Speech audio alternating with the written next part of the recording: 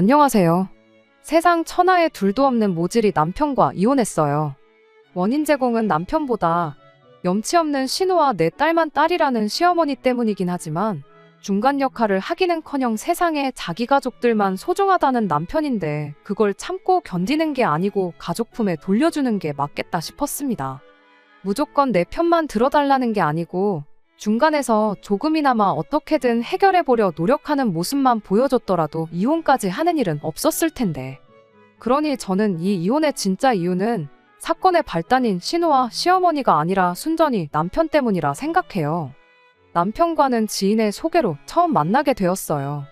소개받을 당시 남편은 9급 공무원으로 일을 하고 있었고 저는 은행에서 일을 하고 있었어요.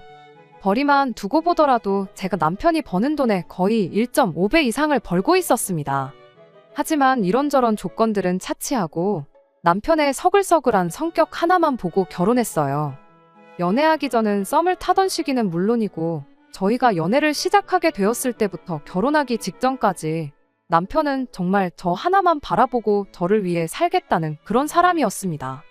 결혼하기 전 처음으로 서로의 경제 상황을 오픈했을 때 그때 처음으로 연애하는 동안은 나누지 않았던 이야기들을 나눴어요. 홀어머니 아래로 신우까지 있었기에 애초에 처음부터 남편한테 얼마나 많은 돈이 있겠구나 하고 기대하지는 않았습니다. 그런데 생각보다 모아놓은 돈이 조금 있더라고요. 이야기를 들어보니 가정 형편상 원래는 몸은 좀 힘들지라도 돈을 많이 주는 직장을 다녔었다고 해요. 일주일에 거의 70시간 가까이 주말도 없이 일하면서 몸을 갈아 넣으면서 돈을 벌었답니다. 그래도 그때 당시에는 열심히 일하면 한 만큼 보상이 돌아온다는 생각으로 힘든 거 참아가면서 누구보다 열심히 살아왔다고 합니다. 그리고 다니던 직장에서도 어느 정도 인정을 받고 있었다고요. 그런데 난데없이 사장이라는 사람이 사업을 자식한테 물려주겠다며 2명의 자식을 일터로 데려왔고 실력은 없으면서 의욕만 넘치는 두 윗대가리가 그간 남편과 다른 직원들이 뼈를 갈아 넣으면서 이뤄놓은 시스템 구조부터 갈아엎기 시작했다 해요. 입에 발린 소리 못하는 남편 성격상 사장의 두 아들과 불협화음이 생기기 시작했고 그나마 남편이 월급을 많이 가져갈 수 있던 게 추가 근무로 나오는 잔업수당이었는데 그걸 마치 남편이 회사 돈을 빼돌리는 것처럼 사장한테 보고를 했답니다. 결국 그렇게 잘 벌던 돈도 줄어들고 출세길도 막히게 된 남편이 치를 떨면서 직장을 그만두고 공무원 공부를 시작하게 된 거라고 하더라고요. 돈은 적을지언정 시키는 일만 하면 되는 그런 일을 해야겠다 싶었는데 아무리 봐도 공무원만한 게 없어 보여서 선택했다고요. 이야기 들어보니 죽을 똥살똥 공부하면 합격까지 1년 정도면 된다. 뭐 그런 이야기를 듣고 일주일에 70시간씩 일을 했는데 공부라고 못할 거 없나 싶어서 자신있게 회사를 그만두고 공부를 시작했답니다. 예상보다 1년이라는 시간이 더 걸리긴 했지만 결국엔 남편은 공무원 시험에 합격하게 되어 일을 시작할 수 있었고요. 모아놓은 돈이 그나마 있었던 이유는 공무원 공부 시작하기 전에 다니던 직장에서 모아놓은 돈이 조금 남아있는 상황에서 일을 시작했기 때문이라고요. 나이에 비해 9급이라는 것 낮은 직급부터 해서 홀어머니의 어린 신우까지 딸린 가정환경에 조금 걱정스러운 부분이 있었지만 이 이야기를 듣고 남편이 책임감 있고 목표한 바를 이뤄내는 악바리 근성까지 가지고 있는 사람이라는 생각이 들었죠. 연애하는 내내 저한테 잘했다는 건 덤이고요. 또한 저희 친정 부모님도 남편을 마음에 들어 하셨어요.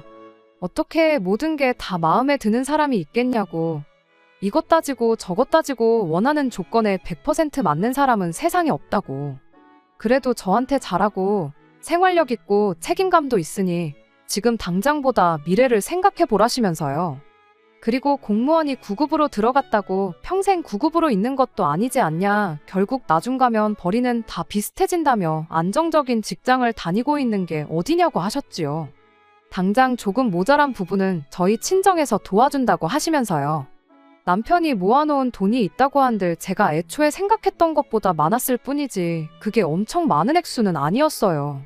남편이 모아놓은 돈으로는 신혼살림 장만하고 결혼식 비용하고 뭐 자동차 정도나 하나 뽑겠구나 그런 생각이었죠. 그리고 그런 생각을 갖고 있던 만큼 시어머니한테 바란 거 하나 없었습니다. 시어머니도 제가 그런 부분에 있어서는 마음을 쓰고 있었다는 걸 알고 있었는지 결혼하면서 딱히 저한테 요구해온 게 없었어요. 결혼식 준비하면서 문제가 있던 게 딱 하나 있었는데 시어머니가 아니라 신우하고의 문제였습니다. 앞서 말씀드렸던 대로 남편한테는 남편보다 3살 어린 신우가 있어요. 홀어머니지만 결혼하고 나서도 시어머니 생활비 문제로 골머리 썩을 일 없다고 생각했던 게 신우가 나이는 어릴지라도 벌써 진작에 결혼해서 가정을 꾸리고 살고 있었던 게 큽니다. 결혼 후 남편이 시댁에 생활비를 보태도 시어머니 한 분만 챙기면 되는 거였고 신우도 가정이 있는 만큼 어련히 시어머니를 챙기겠구나 싶었거든요. 적어도 시어머니 생활비를 저희 집만 독박 쓸 일은 없겠구나 생각했어요. 아무튼 다시 원래 이야기로 돌아와 결혼 준비하면서 신우와 있던 이야기를 해보겠습니다.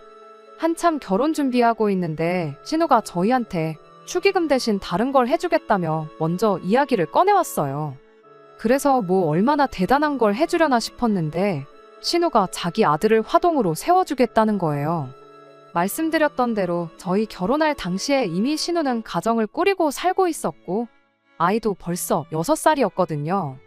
저희가 결혼식을 어떻게 올릴지 아는 것도 없으면서 상의도 없이 시조카를 화동으로 세우겠다는 것도 어이가 없는데 심지어 거기서 돈까지 요구하더라고요. 축의금 대신 해주겠다더니 그건 그거고 애가 수고했으니 수고비를 줘야 하는 거 아니냐고 아이한테 정당한 노동의 대가에 대해 조기 교육을 시켜주고 싶어서 그러는 거니 액수가 많을 필요는 없고 10만 원 정도만 챙겨주면 된다고 아주 당당하게 말을 하는 겁니다. 그때 제가 신우 말을 딱 끊어버리고 신우 제안에 거절을 했어요. 애초에 저는 제 결혼식이 엄숙하고 진지한 분위기였으면 싶었거든요. 그렇다 보니 화동이라던가 축가라던가 괜히 하객분들 산만하게 만들 법한 이벤트 같은 건 하고 싶지 않았어요. 그리고 꼭 화동을 세워야 한다면 저희 집 조카들도 있는데 별로 친하지도 않은 신우와 그만큼 애정도 없는 시조카한테 시킬 생각은 전혀 없었습니다. 그랬더니 그때 신우가 짜증을 내면서 애한테는 벌써 연습도 시켜주고 그래서 기대감이 큰데 애가 얼마나 섭섭하겠냐, 얼마나 서운해하겠냐며 저를 마치 애들 기분은 생각도 안 하는 그런 사람처럼 몰아가며 짜증을 내기 시작했지요. 결국엔 저희 결혼식에 시조카가 화동을 서는 일은 없었습니다. 당연한 소리겠지만 신우는 자기가 축의금 대신 해주려던 걸 저희가 거절한 거나 마찬가지라며 나중 가서 딴소리 하지 말라고 한마디 하고는 저희 결혼식의 축의는 땡전 한 푼 하지 않았습니다. 그러니 신우하고는 결혼 시작부터 좋을 수가 없었어요. 그래도 뭐 신우야 결혼해서 가정까지 꾸리고 살고 있고 애까지 키우고 있는데 마주쳐도 얼마나 마주치겠냐는 생각이었습니다. 시어머니하고는 문제가 없는 게 얼마나 다행이냐 생각했죠. 결혼할 때도 딱히 저한테 바라는 거 하나 없던 분이셨으니만큼 적어도 시어머니하고는 안 좋을 일 없겠다 생각했는데 결혼하자마자 그 생각도 내가 틀렸었구나 싶었죠. 남편과는 시어머니께 매달 생활비조로 40만 원씩을 드리기로 이미 합의가 되어 있는 상황이었습니다. 그런데 그건 말 그대로 생활비라고 생각하신 건지 언젠가는 이달은 당신 친구들하고 어딜 좀 다녀와야겠다며 돈이 얼마 필요하다 해서 붙이라 하고 한 번은 또 어디 가서 뭘 먹고 오기로 했으니 얼마를 달라고 하고 말 그대로 생활비 따로 당신 놀러 다니는데 필요한 용돈은 따로 해서 용돈은 필요할 때마다 생각날 때마다 돈이라도 맡겨놓은 것 마냥 통보하듯이 요구를 해왔으니까요. 맨 처음에야 시어머니가 이런 분인 줄은 몰랐었기에 어디 모처럼 놀러 가신다는데 재밌게 다녀오시라고 제 돈으로 달라는 용돈도 드리고 그랬었어요.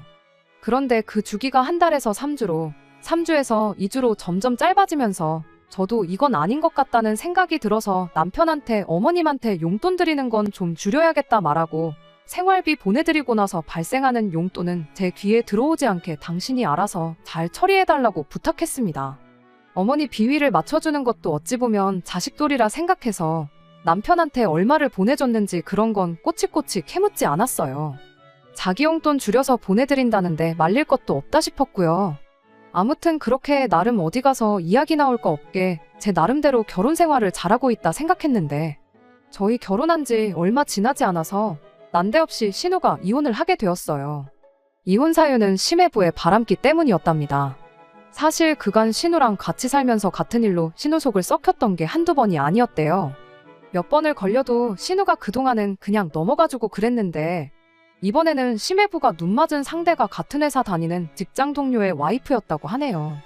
그 덕에 심해부가 직장에서 잘리게 되었고 신우도 결국 참다 못해서 이혼 선언을 했다고 합니다. 물론 진짜로 이혼할 생각도 있었겠지만 신우 딴에는 이참에 제대로 강하게 나가서 두 번 다시 뻘짓 못하게 하려던 마음이 더 컸었답니다. 그런데 심해부도 너무한 게 그런 신우 한마디에 애도 같이 있는 상황에 신우 면전에다 대고 솔직히 내가 하룻밤 실수한 것 때문에 너 같은 여자랑 결혼해서 이게 다 뭐냐고 이혼 이야기 잘 꺼냈다고 당장에라도 이혼하겠다고 소리를 질렀답니다. 심해부가 잘한 거 하나도 없는 상황에 신우가 심해부 비위를 맞춰야 한다는 소리는 아니지만 그래도 아이를 생각해서 그러지 말아달라 어떻게든 해결을 했어야 한 거 아닌가 싶었는데 신우 또한 뭘 잘했다고 넙죽 엎드려 싹싹 빌어도 모자랄 판에 큰 소리냐고 맞불을 놓았고 심해부가 바라던 바라고 친권이고 양육권이고 다 넘겨줄 테니 이혼하자고 하면서 대판 싸우게 되어 결국 이혼을 하게 되었던 겁니다. 어차피 사랑도 없이 애 때문에 했던 결혼인 것 같고 시조카 미래나 신우 앞길 생각해보면 진작에 해야 할 이혼이 100번 맞았지만 문제는 돈이었어요. 애초에 신우가 뭐 직장이 있었던 것도 아니고 갑자기 생긴 아이 때문에 사회생활은 시작도 못해보고 후다닥 결혼부터 하게 되었던 건데 거기에 두 사람이 그동안 씀씀이는 얼마나 심했던 건지 이혼하면서 분할받아온 재산이라고 300만 원 받아온 게 다였습니다. 아예 모아놓은 돈도 없었고 그나마 살던 집도 월세의 보증금은 전부 빌린 돈이었거든요. 그나마 타고 다니던 중고차랑 이런 거 저런 거 해서 400만 원도 겨우 뜯어온 거랍니다. 뭐 이혼하면서 아이 양육비를 100만 원씩 받게 되긴 했지만 그건 말 그대로 아이 양육비에 애 키우는데 들어갈 돈 생각하면 코딱지만한 돈이지. 그 돈이 있다고 신우가 부귀영화를 누리면서 살 수 있던 것도 아니었지요. 아무튼 신우는 그렇게 300만 원 분할받은 돈 들고 아이랑 같이 시어머니 집으로 들어가 살게 되었어요. 솔직히 신우가 혼자 독립해서 살 능력은 안 되고 시어머니 집 들어가 사는 것 말고 달리 무슨 방법이 있었겠나요? 그리고 어머님 딸인데 자식이 혼자 살게 되면서 엄마 집으로 들어가 사는 걸 가지고 누가 이러쿵저러쿵 말을 했겠나요? 저 또한 거기에 아무런 불만이 없었습니다. 솔직히 신우가 한참 때 나이에 초등학교 들어간 아이 키우는데 집도 절도 없고 직장도 없이 이혼한 게 불쌍해서 아빠 없이 커갈 시조카도 똑같이 불쌍해서 마음이 쓰이긴 했지만 제 인생에 크게 영향 줄 일이 없다고 생각했는데 그게 아니었어요. 세상에 이혼해서든 원치 않아서든 원해서든 혼자 몸으로 애 키우는 여자가 신우 혼자만 있는 게 아니잖아요. 그런데 신우는 신세한 탓만 하지 그 와중에도 자기 손으로 어떻게 상황을 바꿔보려는 노력을 하지 않았습니다. 집에 시어머니가 계시는 만큼 신우는 하루라도 빨리 일자리를 구하는 게 급선무라 생각했는데 이혼할 때 400만 원 받아온 거 비상금으로 두고 애 아빠가 100만 원씩 보내주기로 한 돈이 있으니 걱정이 없다면서. 원래도 그냥 심해부랑 셋이서 먹고 사는데 생활비가 그 정도밖에 안 들었었다고. 그런데 이젠 엄마 집에 살면서 월세로 빠져나가는 돈도 없고 오히려 여유가 생긴 편이라며 그냥 하루하루 보내는 게 일이었어요.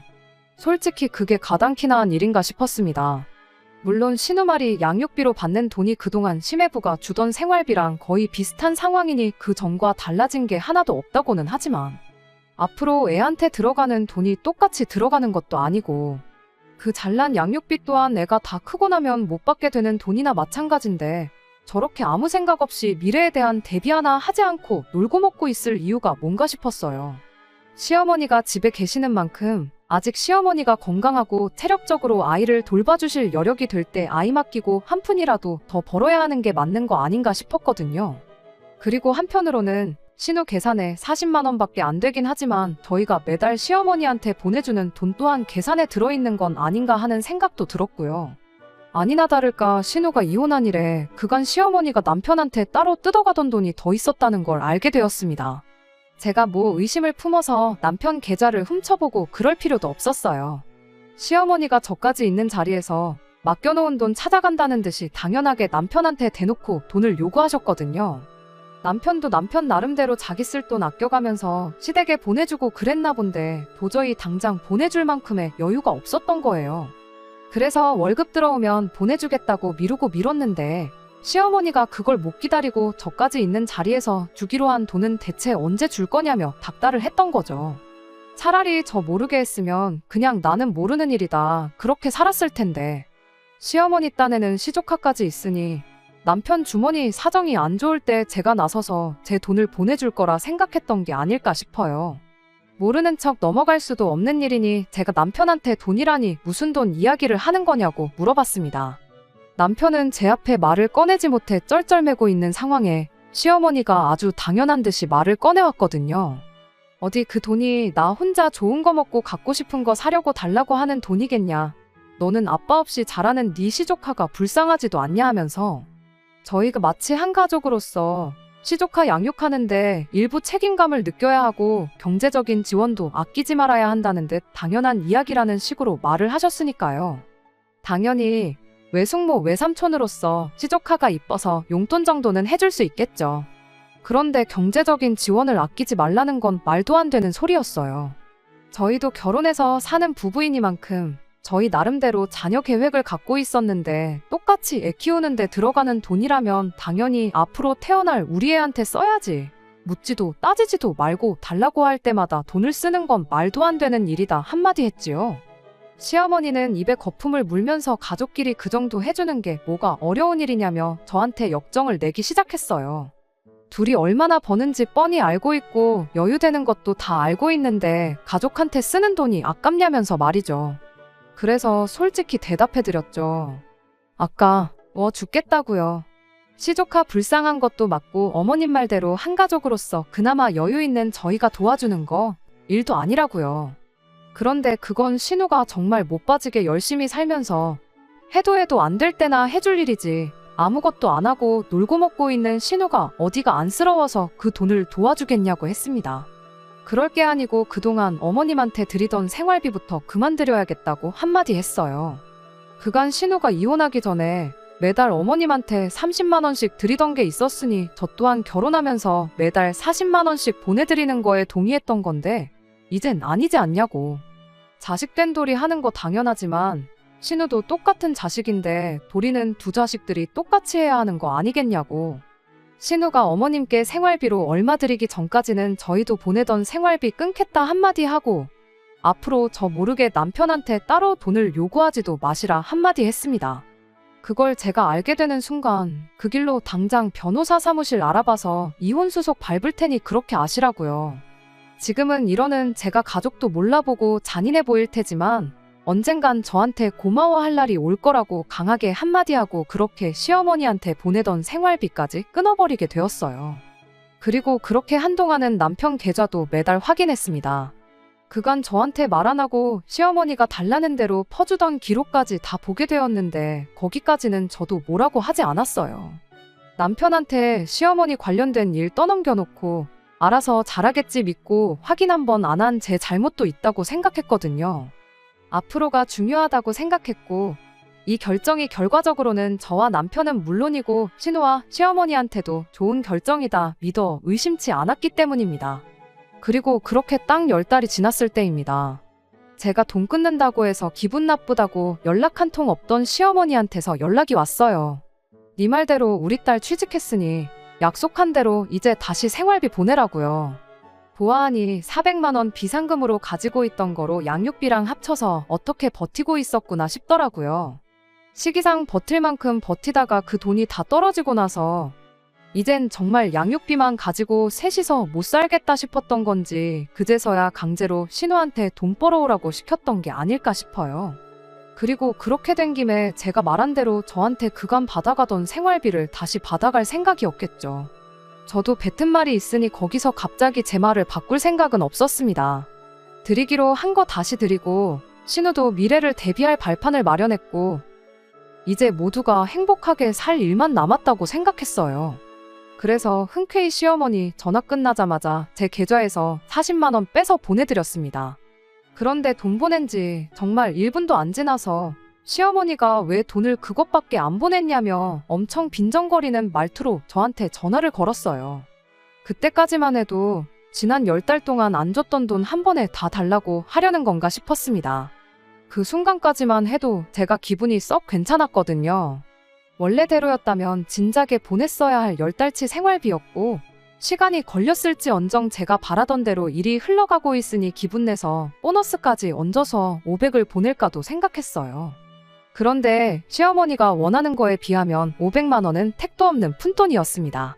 시어머니가 말하길 신우가 취직해서 매달 당신한테 생활비로 250만 원을 주게 되었으니 너네도 똑같이 250만 원씩 보내라는 소리를 해왔으니까요. 제가 했던 말을 그대로 인용해서 자식된 돌이 혼자만 하냐고 똑같은 자식인데 똑같이 해야겠다고 하지 않았냐는 소리를 하면서 네 입으로 꺼낸 말이니 꼭 지키라고 내 딸이 주는 돈하고 똑같이 너네도 250만 원씩 보내서 자식된 도리를 다 하라고 하는 거예요. 그렇게 전화 끝나자마자 이게 무슨 미친 소리인가 싶어서 남편한테 당장 시댁으로 가자고 했습니다. 어이가 없어서 아예 단판을 짓고 올 생각이었는데 남편이 자기만 혼자 다녀오겠다고 저를 뜯어말리더라고요. 딱 봐도 제가 많이 열받은 것 같은데 가봐야 그때처럼 가족들끼리 싸움밖에 더 하겠냐고 자기가 혼자 시댁 다녀와서 모처럼 중간 역할도 하고 간 김에 일도 해결하고 오겠다고 하더라고요. 그간 시어머니가 달라는 대로 퍼주고 그러면서 자기가 일을 더 크게 만들어왔던 걸 인지는 하고 있구나 싶었고 남편이 어느 정도 정신 차렸구나 싶어서 이번만큼은 그럼 남편 한번 믿고 맡겨보자는 심정으로 남편 혼자 시댁에 보냈습니다. 그리고 그날 시댁에서 중간 역할 맡은 바 소임을 다하고 돌아온 남편과 이혼을 결정하게 되었네요. 남편이 시댁으로 출발한 지 한두 시간이 지나서 집으로 다시 돌아왔어요. 시어머니가 저한테 빈정거린 것 치고는 이야기가 금방 끝났구나 싶었죠. 시댁까지 오며 가며 1시간은 좋게 걸리는 거리거든요. 그렇게 믿음직하게 집을 나섰으니 일도 잘 해결해서 돌아온 거다 싶었는데 돌아온 남편의 말은 신우가 주는 만큼 너네도 생활비를 보내라던 말보다 어이없는 소리였습니다. 자신만만한 표정으로 집에 들어와선 예상보다 이야기가 더 잘 끝났다면서 돈을 많이 아꼈다는 소리를 하더라고요. 원래 주던 돈을 다시 주겠다는 건데 돈을 아꼈다는 소리가 나올 때부터 뭔가 촉이 이상했어요. 40만 원 주던 걸 250을 달라고 하는데 그걸 무마시키고 주기로 했던 40만 원까지 깎아서 온 건 아니겠구나 싶었거든요. 아니나 다를까 남편이 저보고 당장 다음 주에 출근하고는 제 직장에서 대출을 이자 몇 프로까지 해서 내줄 수 있는지 알아보라고 한마디 던지더군요. 이미 대출 이야기 나왔을 때 이 인간이 무슨 사고를 치고 와도 단단히 치고 왔구나 싶었죠. 대출은 왜 필요하냐고 제가 곧바로 되물었더니 생활비를 주는 게 아니고 아예 신우랑 시어머니 살 집을 하나 마련해주자고 하는 겁니다.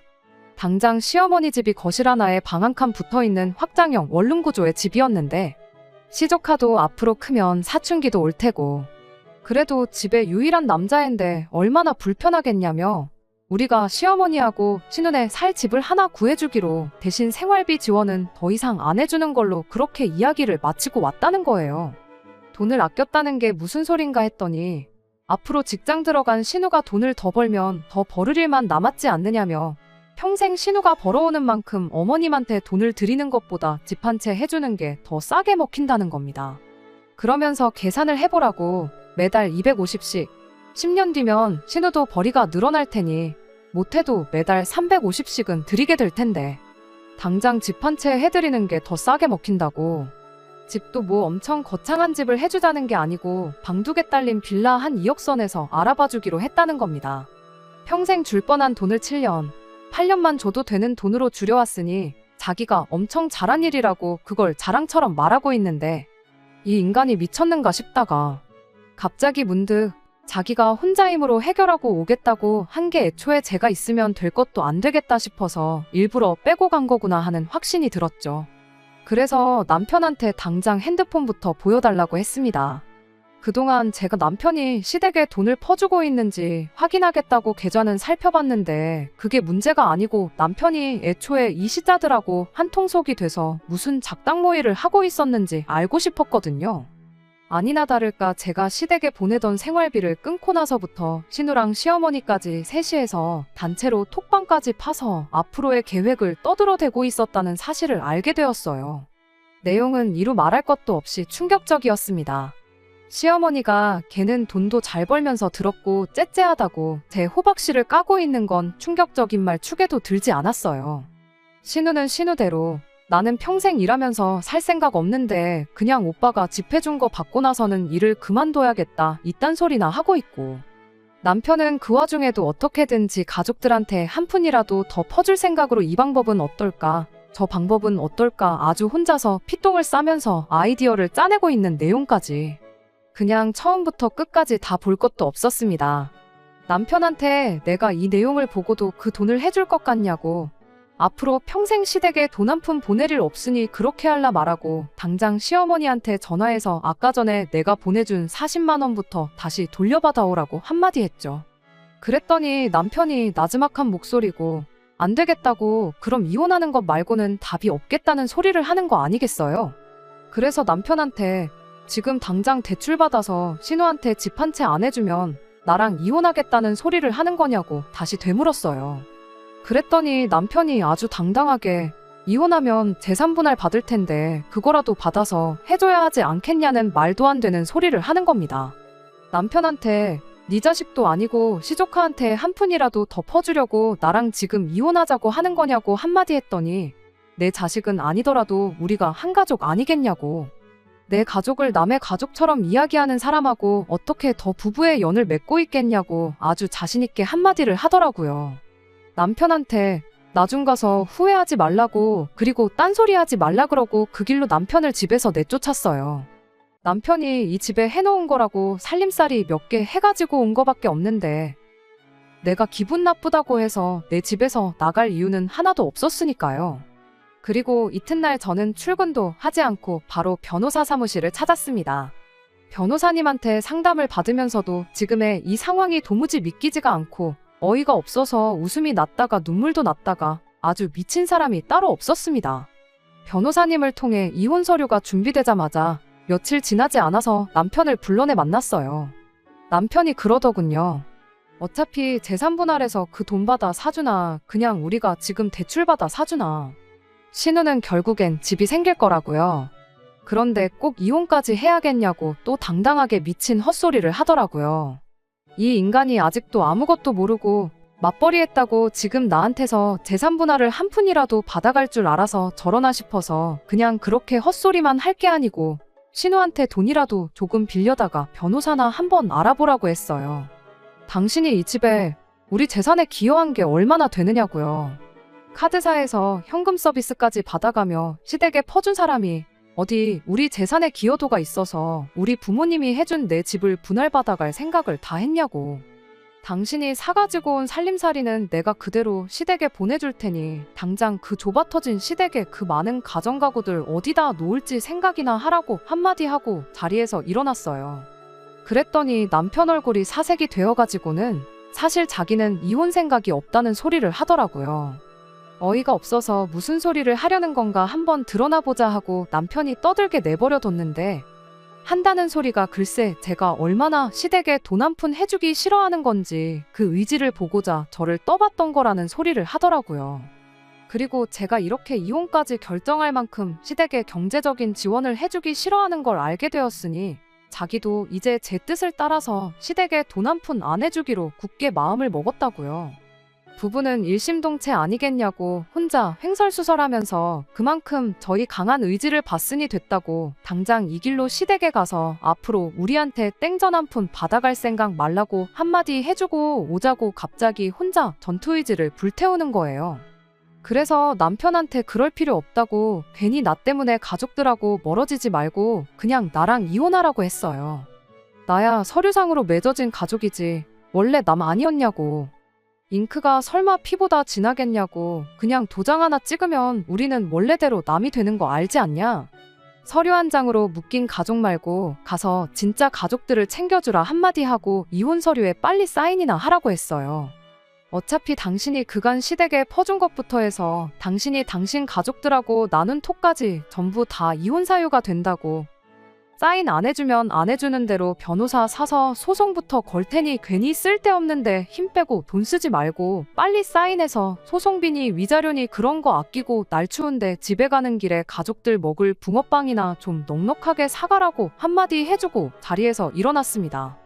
결국 남편도 제 뜻을 꺾을 수는 없겠다 싶었는지 손을 부들부들 떨면서 이혼 서류를 받아들더라고요. 그리고 며칠 지나서 작성된 서류를 등기로 보내왔습니다. 솔직히 이 서류 한 장이면 이제 이 결혼 생활도 끝이구나. 그런 생각을 해보니 정말 오만 가지 감정이 교차했어요. 남편이 이제 정신을 차린 것 같은데 다시 한번 기회를 줘볼까 싶기도 하고, 나라님이 국민들을 위해 이 한 몸 희생하겠다는 말을 믿지 저런 놈 믿고 기회를 주는 게 말이 되겠나 싶기도 하고 그랬어요. 결과적으로는 저 인간이 바뀔 인간이었으면, 정신머리 똑바로 박힌 인간이었다면 애초부터 시댁에 돈 퍼주다 못해 내 집을 담보 잡고 지 가족들 살 집 하나 마련해주자는 소리부터 안 했을 거다는 생각이 들어서 그냥 그 길로 이혼 서류 접수하고 그렇게 남편하고 이혼하게 되었습니다. 이혼하고 나서 제 삶은 크게 달라진 게 없어요. 집도 그대로 같은 집에 살고 있고요. 물론 말한 대로 쓰던 가정가구들 전부 시댁으로 보내버린 덕분에 그걸 기회 삼아 집은 아예 새 집처럼 꾸며놓았습니다. 그간 시댁에 퍼준 돈이 대부분 남편 돈이었긴 하지만 여전히 생각해보니 아깝더라고요. 그래서 이번 기회에 돈 좀 모아서 친정 부모님 모시고 해외여행이나 한번 다녀올까 싶어요. 궁금하진 않지만 처음 저랑 남편을 소개해줬던 사람 입을 통해 남편 소식을 듣게 되었는데, 신우와 시조카, 시어머니의 남편까지 네 가족이서 아주 사이좋게 그 좁아터진 어머님 댁에서 같이 살고 있답니다. 그 와중에 TV랑 냉장고, 에어컨 같이 쓸만하고 최신 기종인 제품들은 정리 안 하고 쓰던 거랑 교체해서 그 좁아터진 집에서 같이 붙들고 살고 있나 보더라고요. 그 집 거실 크기 생각하면 85인치 TV가 한눈에 다 안 들어올 텐데 하루 종일 TV 보는 게 일이었던 시어머니한테는 안 된 일이구나 싶네요. 뭐 신우도 벌고 남편도 버는데 두 사람 합쳐도 쥐꼬리만한 월수입 가지고 얼마나 떵떵거리면서 살지는 모르겠는데, 그래도 그 소중한 가족들이 한데 똘똘 뭉쳤으니 아무쪼록 다른 사람 피해 안 끼치고 지들끼리 행복하게 살았으면 좋겠습니다. 끝까지 들어주셔서 감사합니다. 오늘의 사연은 여기까지입니다. 구독과 좋아요, 알람 설정 부탁드리고 더 좋은 사연으로 다시 찾아뵙겠습니다. 감사합니다.